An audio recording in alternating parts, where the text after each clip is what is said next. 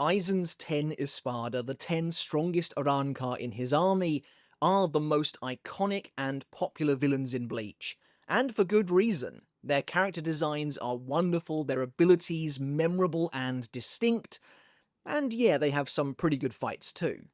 In fact, several of the battles against the Espada rank among the absolute best of Bleach's most famous and well-regarded fights. But the truth is that not all of the fights against the Espada in Bleach were created equal.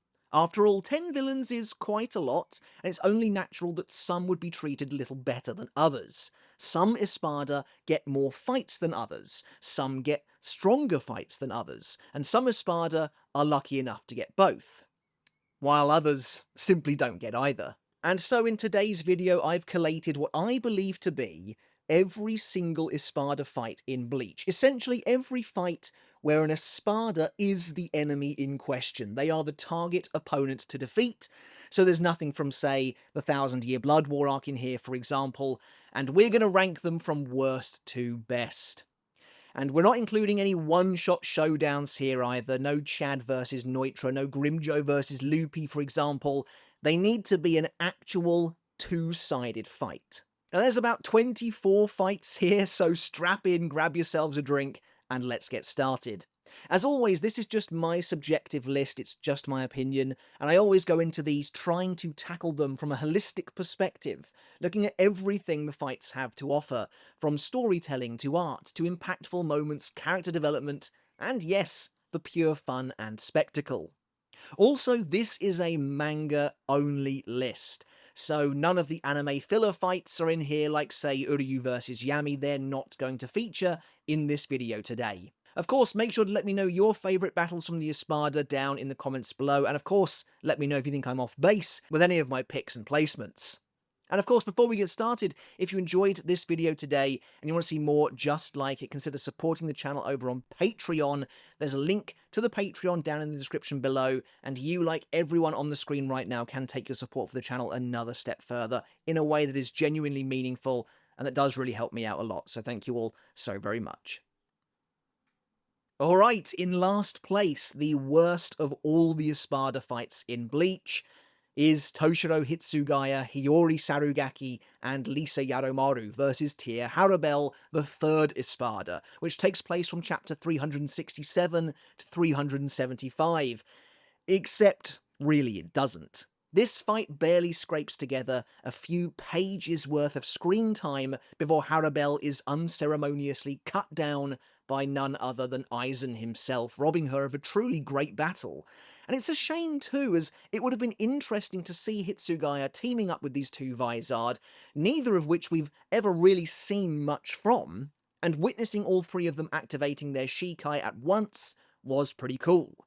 It's especially disappointing considering just a few chapters earlier, both Barragan and Stark received fun, definitive endings to their fights that featured flashbacks and everything, and trust me, rank much higher than this. Harabel gets nothing of the sort.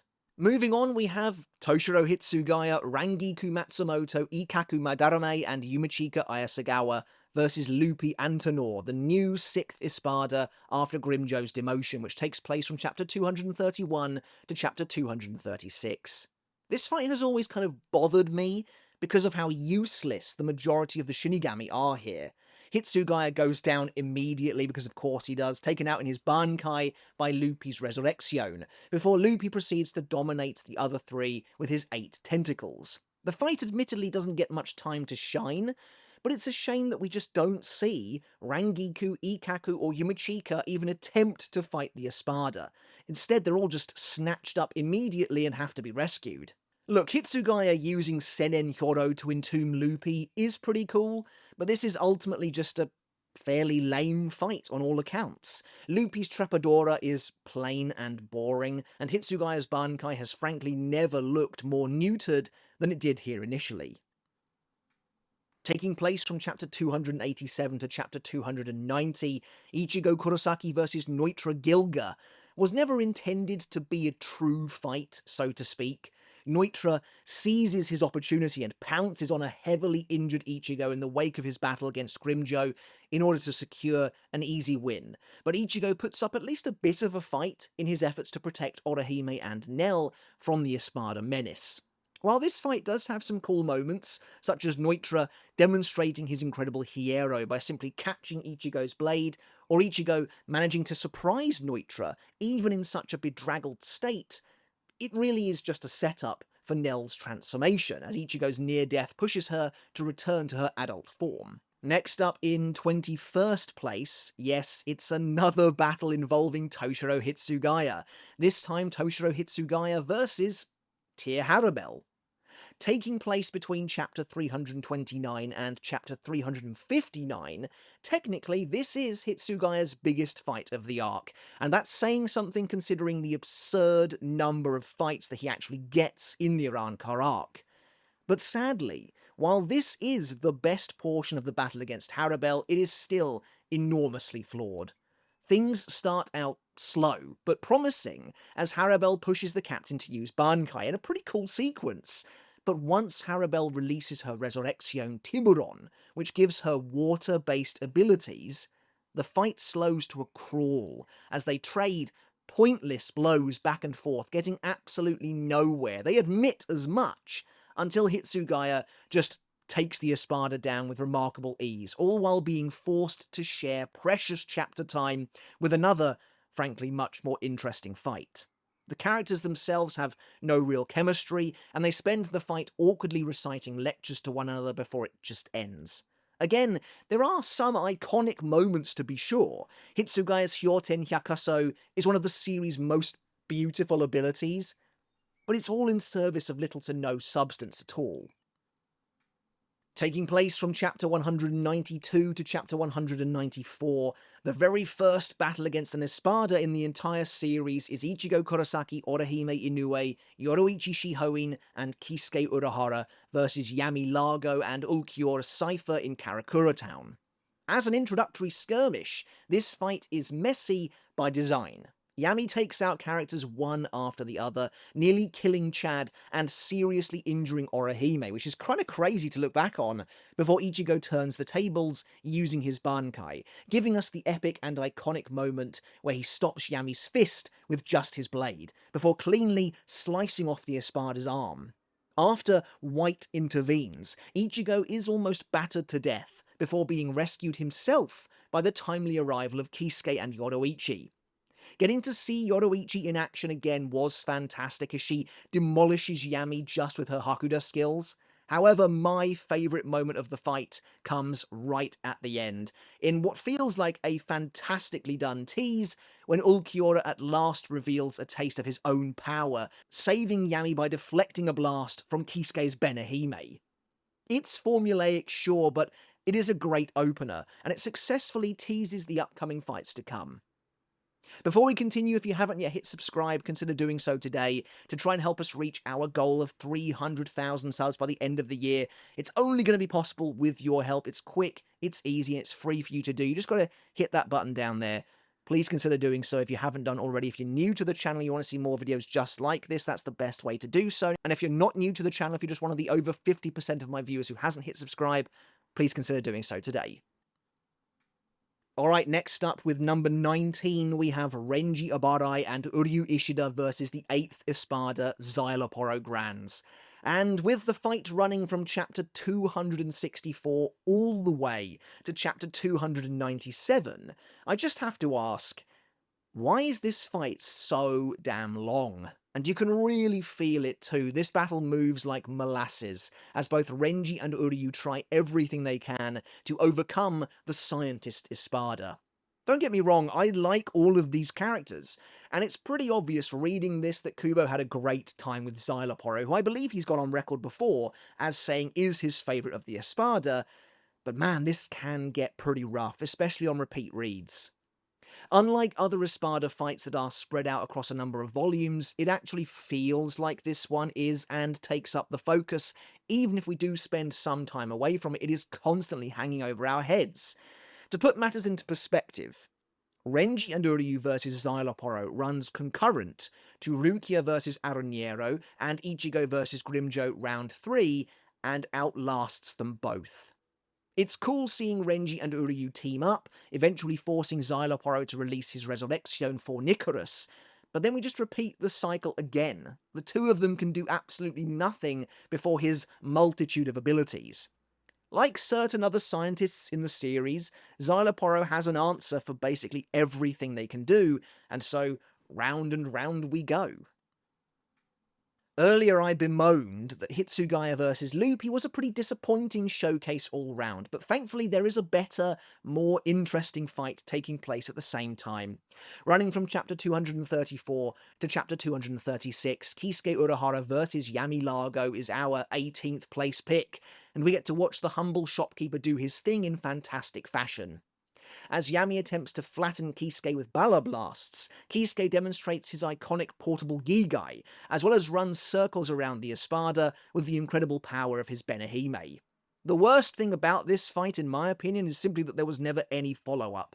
I always thought that Kisuke would be the one to defeat Yami in the end, considering they had already fought twice before and had unfinished business, and this felt even more likely with Yami eventually becoming the Zero Espada.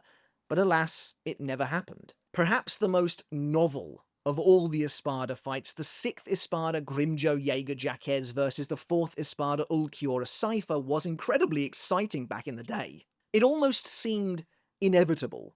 Grimjo had such a bone to pick with Ulquiorra, but I also remember thinking that if they ever did come to blows, the blue-haired menace simply wouldn't stand a chance. So, colour me surprised when, between chapter 277 and 278, Grimjo actually overcame Ulquiorra, eventually imprisoning him in an Igathion. Of course, Ulquiorra is barely even trying, but there are some really cool moments here, moments that really highlight Grimjo's animalistic tenacity even in the face of a stronger opponent, such as when he moves to counter Ulquiorra's Cero with his own at point-blank range. It's extremely short, of course, but to this day, Grimjo vs Ulquiorra remains an exciting clash of unlikely rivals. Ichigo vs Grimjo Round 1 holds a very special place in my heart. I'm extremely nostalgic for it, especially the anime version, as that was airing around the time I actually got into Bleach.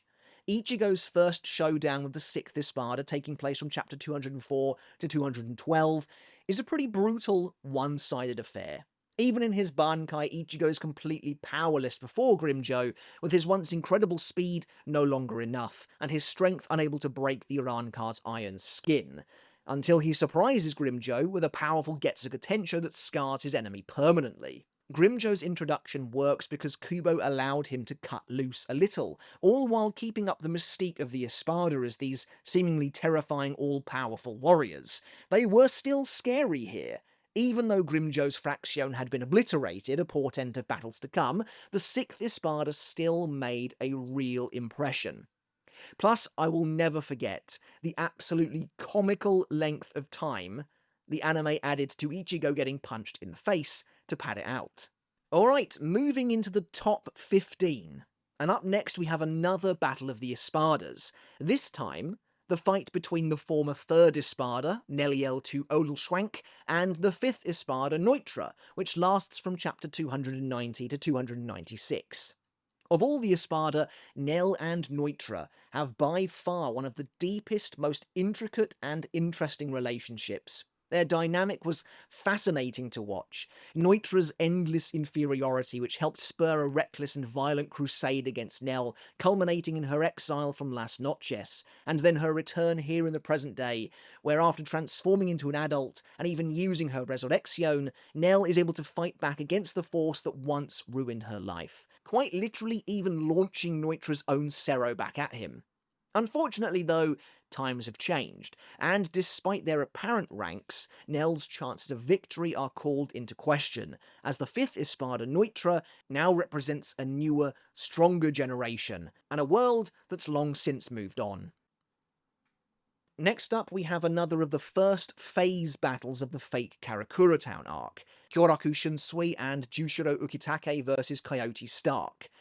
Don't get me wrong, I so wanted to rank this fight higher, But when you really get down to brass tacks, when you really observe this fight, the truth is virtually nothing happens.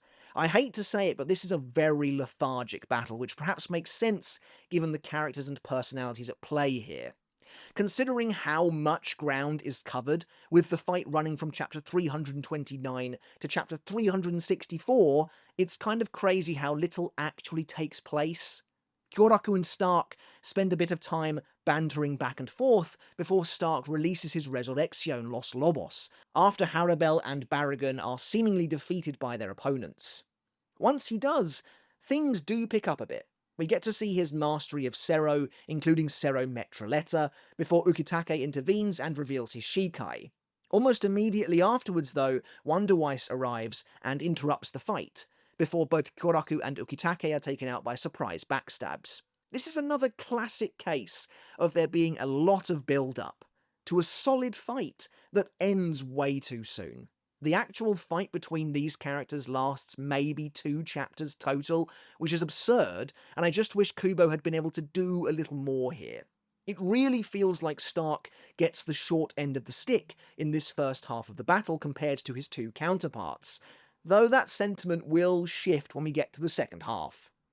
That being said, the characters involved in this battle are all great, interesting, and all very deserving of a fight, and it was fantastic to finally see Kyoraku and Ukitake Shikai in action, even if they couldn't land a single hit on the first Espada. Next up, running from chapter 333 to chapter 361, we have the last of the first phase Fate Karakura Town top 3 Espada battles being Soifon and Morechio Omaida versus the second Espada Barragan Luisenbahn. Again, there are elements of this battle that frustrate me to no end, such is the case with the top 3 Espada, and many of the same issues that plague the top 3 Espada fights can be found here. A general complete lack of urgency, a lot of wasted time, and a bit of a rushed ending too. After the reveal of Barragan's amazing Resurrection, he then rots Soifon's arm to the bone, forcing Omaida to cut it off. That right there is probably the single best moment from this first phase of these top 3 Espada fights. It is the only part where you feel genuinely concerned for the Shinigami in question, as if their life might actually be in danger. I guess I kind of felt the same way when Ukitake was stabbed by Wonder Weiss too, but the impact there came from the shock factor. Sadly though, considering there's again only about 3 chapters worth of actual fighting here, it is a big shame that Kubo spends nearly half of that time focused exclusively on Omaida being a buffoon and running away from Barragan. Such an awesome Resurrection deserved a much more serious fight. Again, on paper it makes sense, but did we really need to see this for that long? At the very least, though, we got a brand new bankai reveal here with Soifon's Jakuho Raiko-Ben, and her launching her missile at Barragan, resulting in an enormous explosion, was a great way to end off this first half of the fight. Moving on, up next we have Ichigo vs Grimmjow Round 2, which is a bit more eclectic than the last one, featuring appearances from both Rukia and even Shinji Hirako, which was incredibly exciting back in the day. Running from chapter 230 to chapter 236, this fight isn't given the same kind of exclusive time in the spotlight as their previous bout, but it's still got plenty of great moments. From the first use of Ichigo's hollow mask in battle against an actual enemy, leading to the iconic 11-second battle as he has to quickly overpower Grimmjow while the Espada is fighting with only one arm, to Rukia freezing Grimmjow only to be nearly killed herself before Shinji shows up for the last-minute save. Of course, that is the real highlight. The Vizard was still a fairly new addition to the story and world of Bleach at this point, and seeing him conjure his mask and unleash a Sero against the Espada will never not be awesome. This fight may only really be the backdrop to the big plot point at play, Orihime being abducted, but it was a great way of showing Ichigo's growth, showing the fact that he still wasn't fully in control, and of course giving Shinji a moment in the sun, something that would become increasingly rare as the story went on. Just missing out on the top 10, in 11th place we have Mayuri Kurotsuchi vs Xyloporo, which runs from chapter 298 to chapter 306. After the absolute slog that is Renji and Uryu versus the 8th Espada, this showdown of the scientists felt like a real breath of fresh air. Mayuri essentially acts as the anti-Xyloporo. Where the Espada was running rings around Renji and Uryu, he is now completely at Mayuri's mercy, as the maniacal 12th Division captain toys with his opponent, questions his credentials as a scientist, and ultimately defeats him not just with ease, but in a fittingly horrifying way, subjecting Xyloporo to what feels like an eternal torment locked within his own mind. The reason this fight doesn't rank in the top 10 is because it also feels emblematic of the worst aspects of a Mayuri fight. He's able to totally circumvent every single play Xyloporo makes simply because he can. It's funny in a meta sense, and it does make sense for the character, but it's not all that satisfying, especially on repeat reads. There's great creativity here, though, especially thanks to Xyloporo's twisted Gabriel ability that resurrects him from death, back when that was a novel concept in Bleach, and Mayuri's superhuman drug. Okay, but now we are kicking off the very best of the best, and in 10th place we have Ichigo, Byakuya, and Kenpachi versus the Zero Espada, Yami. Now I know I've dunked on Yami a lot in the past, but I really don't dislike this character at all, and this fight is surprisingly consistent. The battle spans right the way from chapter 378 to chapter 422, but of course don't let that fool you. There's really only about 6 chapters worth of a fight on show here. Now, was the Zero Espada reveal ultimately a letdown? Yes. Were there characters who were more deserving of this fight than the 2 super popular captains who had already fought and killed Espada? Yes. But at the end of the day, this actually isn't a bad fight by any means, and it really makes the most of its situation. Seeing Ichigo return from his fight against Ulquiorra and overwhelm Yami, only to struggle to hollow-fi, was an interesting development. And then regardless of what I might think, Byakuya and Kenpachi coming to his rescue is a genuine crowd-pleaser moment for sure. I would prefer it, of course, if Yami actually put up a fight, but the spectacle here is right on the money. This is dumb fun in the form of a fight that totally works for me. It's mostly pretty shallow, Yami of course has no depth or development, but seeing Kubo work with scale like this to produce some fantastic shots, such as Kenpachi running up Yami's arm, Yami firing off his colossal Sero, or both Byakuya and Kenpachi turning to strike the Goliath's face, at the same time are all really great moments that look fantastic in the manga. There's a nice undercurrent to this fight too, the knowledge that although Byakuya doesn't come out and say it, the captains have Ichigo's back here, so he can focus on the real task at hand. For the first time, he does kind of really feel like one of them. And there's no real downtime in this fight either. I think the pacing is genuinely really solid. Now, of course, the reason this fight doesn't make it any higher than this is pretty simple. The ending is terrible.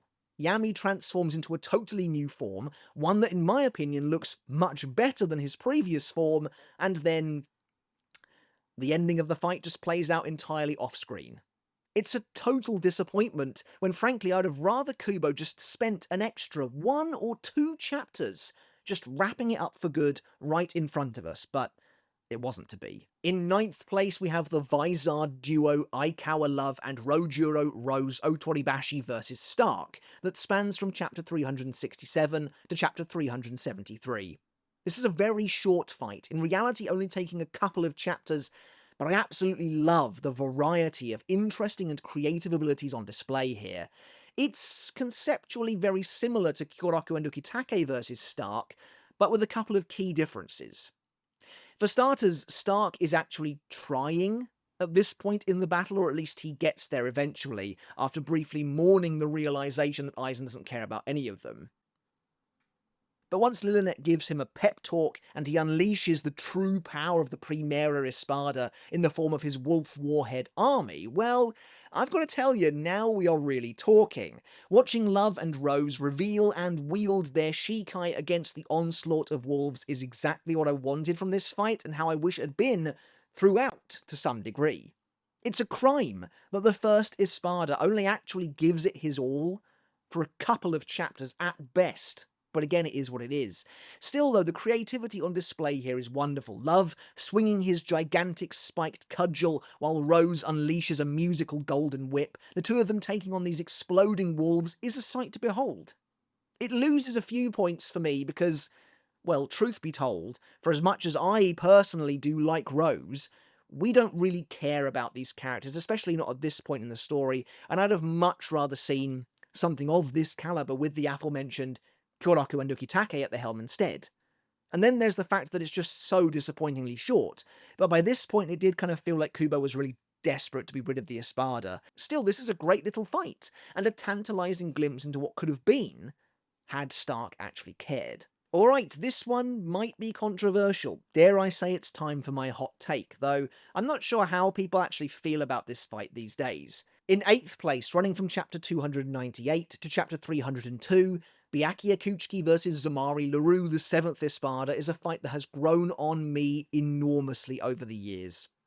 This is by far the shortest of the battles against the Espada, and Zamari has by far the smallest amount of screen time.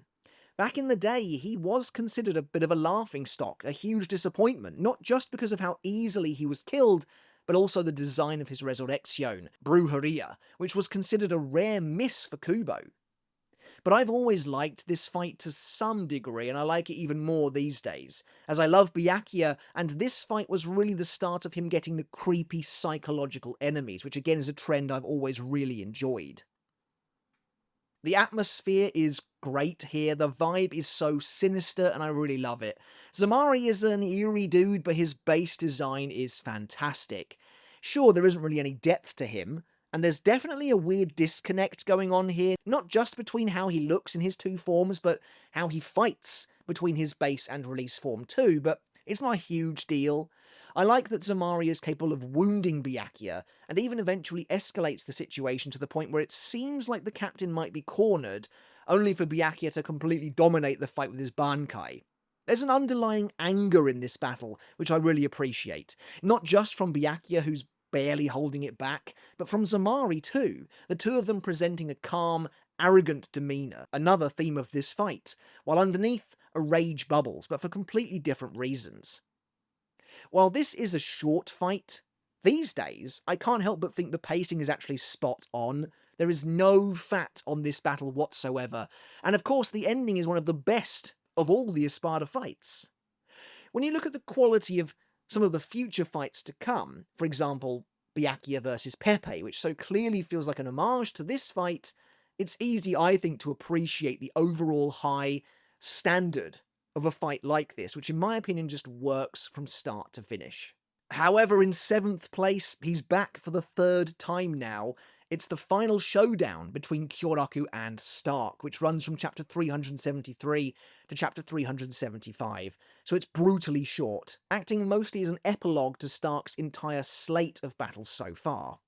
This is the one, though, that really ties it all together.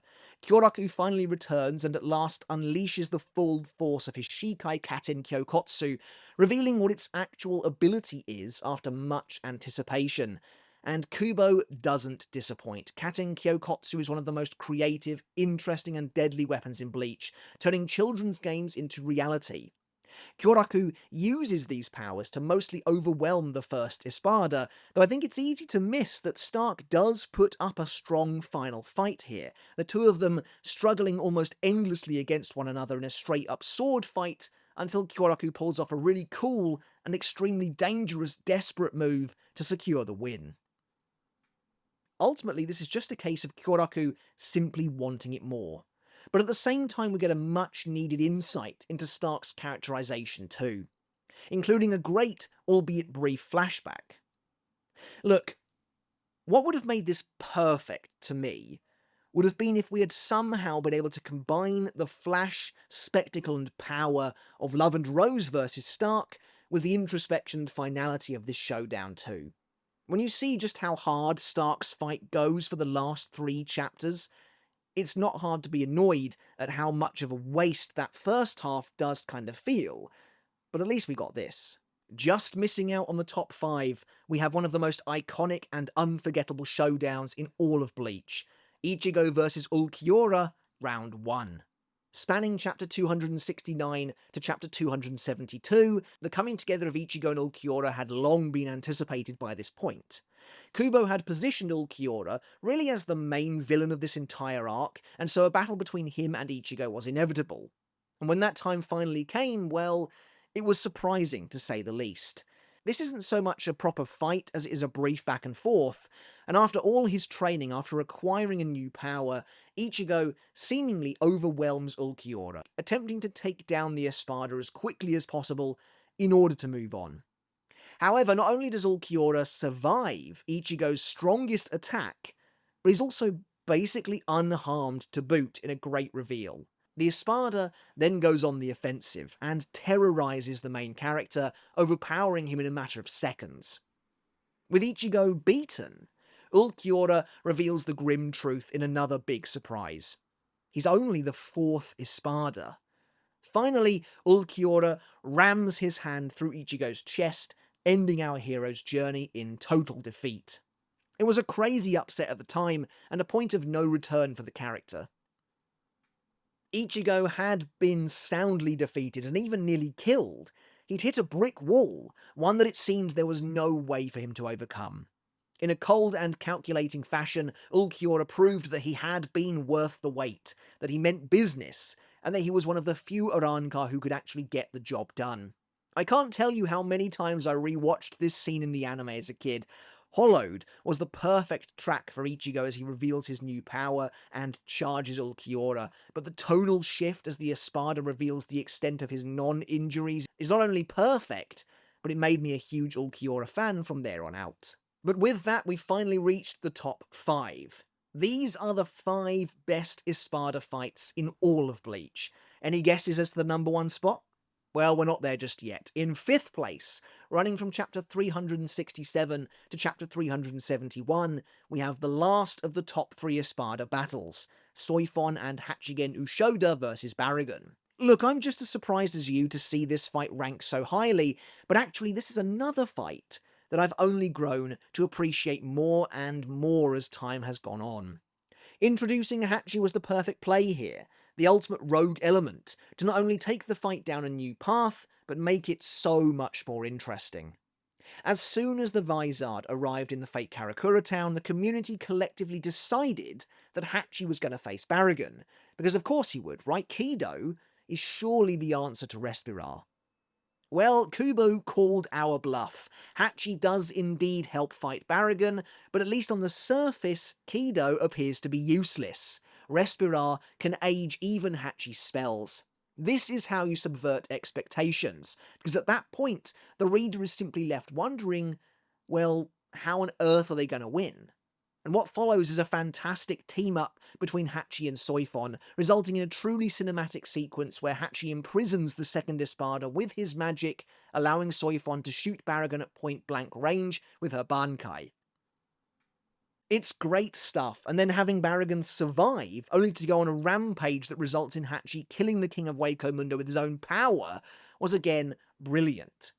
Sure, it suffers from some of the same issues as the other top 3 Espada fights, primarily that it's just too short, but at least here the pacing is great from start to finish, and I much prefer the angle of having the existing Gotei 13 fighters actively team up with the Vizard. It's what I was saying before. You know, imagine if Kyoraku had been involved against Stark's Wolves alongside Love and Rose. But this is a really nice, very unique battle, and of course we get Baragon's backstory as well, which helps to wrap everything up in a satisfying way. A while back, I ranked every single one of Kenpachi Zaraki's manga battles, and I placed Kenpachi vs Neutra at the very top. Honestly, I think I stand by that decision even today. This really feels like the ultimate evolution of a Kenpachi fight. Running from chapter 298 to chapter 313, Kenpachi vs Neutra is a brutal slugfest, as both characters savagely hack away at each other, carving up their bodies with wicked sword swings amidst blood-soaked combat. It's great stuff, and it looks amazing too. In the manga, this fight is violent and kinetic, featuring some of Kubo's best choreography, and amazing spectacle fitting for Kenpachi. Seriously, the scale of some of this movement is wonderful to watch. The fluidity of combat comes through really well, and of course the fight is littered with cinematic epic moments, from Neutra accidentally removing Kenpachi's eye patch, to Neutra's six-armed resurrection, and yes, Kenpachi's kendo swing that wins him the fight. Now, I normally, personally, prefer the more magical fights, the ones that involve weird and wonderful abilities, to straight up physical clashes like this, but there's no denying that there's not only a much needed place for them in Bleach, but when done well, they're also often some of objectively the best bouts of the series. Not only that, but this fight also wraps up Neutra's own storyline in a really strong fashion, ending with him getting what he wanted: death in battle, life leaving him before he even hits the ground. My only real issue with this fight is kind of the opposite of the problems I have with the last few, because this one definitely gets a bit long in the tooth. And by the time we get the fourth cliffhanger in a row, featuring Kenpachi sustaining a huge hit and coughing up blood, you start to realise that he simply can't die, and the tension kind of evaporates. Again, though, it's still good stuff, great even, and as long as you appreciate that this is going to be mostly style over substance, you'll be in for a fantastic time. Speaking of substance, though, cracking the top 3 and taking home the bronze medal, we have Rukia Kuchiki versus Aronniero Ararueri, the 9th Espada, a real pleasant surprise of a fight, and not just one of the best Espada fights, but straight up one of the best battles of the Urankar arc in general. Running from chapter 262 to chapter 269, it is kind of amazing how early this battle happens in the arc, concluding before basically every other Espada fight in Hueco Mundo has even been set up. Let's get the slim problems out of the way. Aronniero himself doesn't really have any depth to him whatsoever, save for a few anecdotes about his appearance that goes infuriatingly unexplained. But in the big picture, it doesn't matter at all. What matters is how Kubo uses Aronniero to elicit a real emotional response from both Rukia and the reader, creating hardship and investment where there could otherwise easily have been none. By revealing that Aronniero is in fact Kaien Shiba, Rukia's former superior who she adored before he was killed right in front of her, a tragedy she long blamed herself for, Kubo instantly dials this fight up to 11. Of course, Aronniero isn't really Kaien, but he has everything he needs to play the part, including Kaien's memories and Shikai. As Rukia's faith is truly tested, this is an epic back and forth that sees one of Bleach's greatest, most resilient and beloved underdogs tackle her greatest challenge yet. Not just a terrible foe who is manipulating her love and admiration of Kaien, but also herself, and the guilt that has haunted her for years since that fateful night. Seeing Rukia, who really is out of her depth here, outsmart the Espada and give it her all to unmask his true nature before ultimately prevailing in the end is an amazing journey in itself. And sure, the ending is a little hokey, with Sode no Shirayuki's third dance being the perfect new ability to win her the fight in that moment, but this is a fight that's far more about the journey than it is the destination. Alright, but in second place, it took them multiple encounters to get here, but of course it has to be Ichigo vs Grimmjow Round 3, their final battle. This is one of the most important fights, not just of the arc, but of the entire series. The kind of ferocious, long-awaited showdown that only works when built on the bedrock of a real, well-developed character dynamic, a relationship where the payoff is truly earned. Running from chapter 278 to chapter 286, this is the coming together of two warriors, one of the greatest rivalries in all of Bleach, as they at last battle to decide the winner. Ostensibly, Ichigo fights to rescue Orihime, all the while falling deeper into the darkness of Hollowdom, but Grimmjow knows the truth. The desire for battle that drives Ichigo in an animalistic sense that drives them both to this inevitable clash. And what a clash it is too, with Ichigo leaning into his power to take on Grimjo's Resurrection, a form that had been teased in both of their previous encounters. From Grimjo unleashing Gran Rey Sero, and Ichigo using his body to defend Orihime from the Espada's power, to Harabel experiencing the sensation of two Espada battling one another as the sky distorts around them, before Ichigo later takes down Grimjo's ultimate attack Descaron, this is truly a fight for the ages. It ticks all the boxes of one of Bleach's ultimate bouts, and even gives us a compelling backstory for the 6th Espada at the same time. If I had any criticisms for this fight, it's that I kind of wish we saw something new from Ichigo. Now I get it, this is the culmination of his hollow training, he's kind of reached his Waco Mundo peak here, so to speak, but still he is not the most interesting aspect of this battle at all. In fact, for a fight this big, and this important, it doesn't really feel like it's pushing any boundaries. It's the Ichigo fight formula perfected, and to be fair, there's nothing wrong with that. But from the moment I started this video, there was only ever going to be one Espada fight that was going to top this list. This battle has it all. Amazing action, genuine stakes, incredible twists, brilliant, shocking designs, and yes, that exciting, boundary-pushing transgression that I mentioned was missing from Ichigo vs Grimjo. In many ways, this is the fight of the Urankar arc, and to some, may even be the best fight of the entire series. Of course, I'm referring to Ichigo vs Ulquiorra, Round 2. Now this is the longest straight fight in the series, meaning we never cut away from it for more than a few pages at a time once it gets going. Although it technically runs from chapter 317, in terms of those consecutive straight chapters, this fight runs from chapter 340 to chapter 354 and never once misses a beat. The fight starts on fairly even footing, and we get some fantastic choreography from both fighters as they lock blades. Ulquiorra trying to overwhelm Ichigo with a mixture of swordplay and Sero, while Ichigo fights with more tenacity and determination than ever before. Despite several interruptions in the form of Yami, Lowly and Menoli, and Uryu, Ichigo and Ulquiorra eventually take their fight above the dome of Las Noches, and here, surrounded by suffocating darkness, the true form of Waco Mundo laid bare, their battle takes a sinister turn. With Ulquiorra's release, he completely takes over the fight, and brutalizes Ichigo beyond anything we've ever seen. Yet, in a great representation of Ichigo's character, he simply won't give up, the light shining, cracking through the darkness. And so to counter that, Ulquiorra reveals his Segunda Etapa, the only Espada to wield a second form in an amazing shock surprise. Ichigo and Ulquiorra's dynamic, of course, is fantastic. Unlike he and Grimjo, whose rivalry stems from, in many ways, their similarities, the fact that they're kind of operating on equal footing, Ulquiorra is like an alien to Ichigo. He is the ultimate hollow in that respect, and they couldn't feel more different, and yet at the same time, this battle is about the blending of human and hollow that has defined the entire arc so far.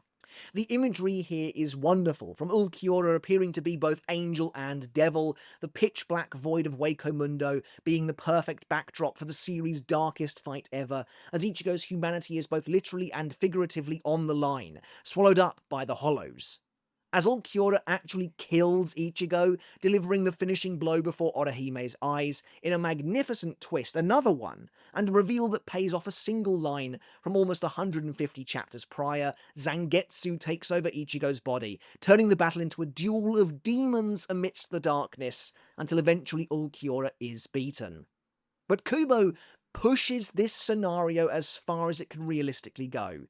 Uryu attempts to intervene to salvage Ichigo's humanity, but he too is almost killed before Ulquiorra ultimately gives his all to end the madness with a single swing.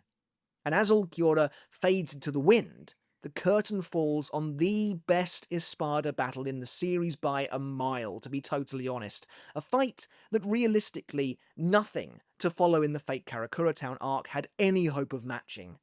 This was a fight that defined the Urankar arc, and in turn put the core conflict of the arc itself on display for all to see, that tug of war between humanity and the darkness of the Hollows. It's epic, it's somber, it's fast paced and full of action, and it's got fantastic character moments, excellent writing, great twists. This fight has it all, going beyond what anyone expected and achieving something truly spectacular. Alright everyone, that's it for my exhaustive ranking of every single Espada fight in Bleach. Let me know your thoughts down in the comments below. Do you agree with my list, my 24 picks, my placements? Do you think I'm right? Do you think I'm off base? Let me know your favourites and least favourites down in the comments below, how you change up my list. I'd absolutely love to know. Thank you everyone so very much for watching. Remember to hit subscribe down below if you haven't done already. Check out the Patreon as well in the description, where your support is going further than ever before. It's helping out enormously, and I couldn't do this without you. So thank you all so very much. Alright, but until next time though, once again, thank you all so very much for watching. Until next time, I'll catch you later, and I'll see you then.